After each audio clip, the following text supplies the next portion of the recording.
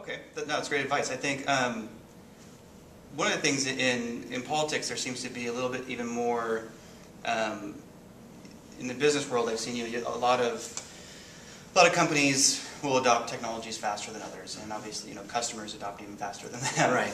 And I think it's probably the same in politics. But in politics, while it seems like every senator out there is about to discover Twitter now, Right. there still seems to be somewhat of a kind of a technology adoption gap that seems even greater in politics in my mind than in the business world. Is that how accurate is that, or what's happening there? I think to a certain extent, I think the most creative and effective politicians are the early adopters.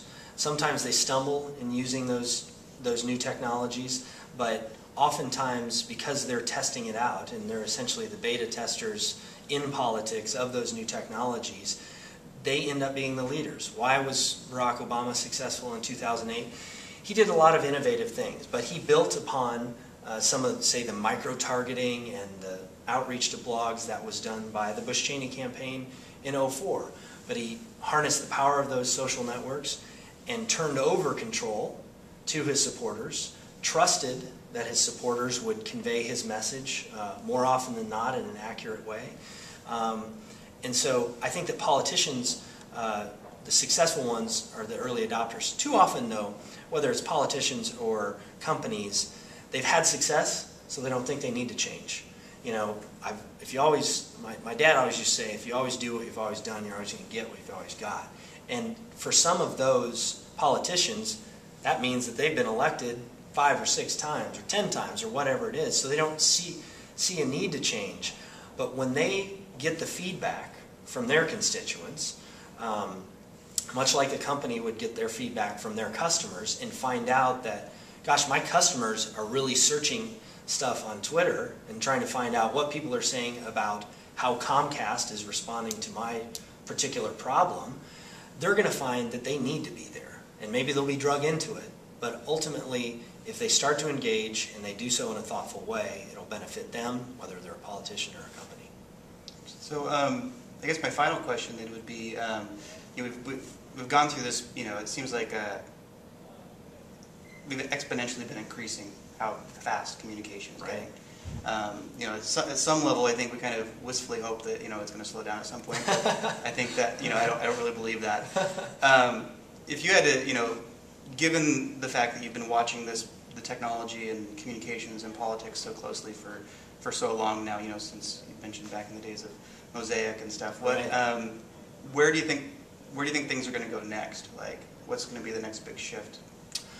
Boy, that's a good question. The next big shift to me is, I hope that there is more in politics, there's more citizen involvement. I think you've seen that.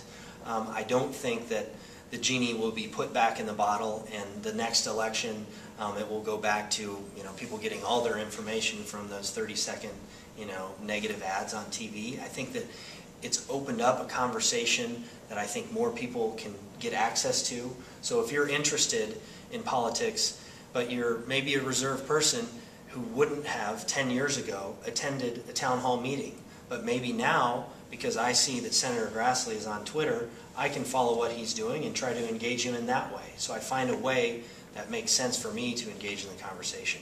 I think that sunshine is the best disinfectant, and for politics, having more information out there is important.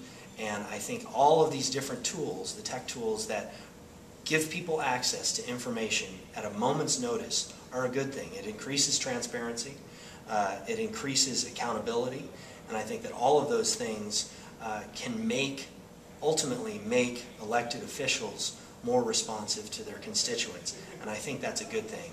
In terms of businesses, it's the same thing with customers. If you are opening up and being very open about your plans as a company or your procedures or your processes, I think that speaks to a customer in a way that is going to maintain that loyalty. And they're going to want to come back because they've been engaged with as a person who's thoughtful, who's knowledgeable, who's smart, and has real opinions, and that company respects my opinions because they've engaged me on that. So I think that these tools can only hopefully help the process But you're right, the conversation will continue to speed up, and I think we all need to look for ways to find information that makes sense, that's accurate, that isn't just a lot of chatter, and finding ways to get information that, that makes sense to us in our daily lives.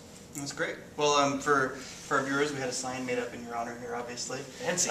Scott Stanzel, you can follow him on Twitter, you can follow his blog as well. And thanks for your time, Scott. Thank you, Tac. Appreciate it. Yeah.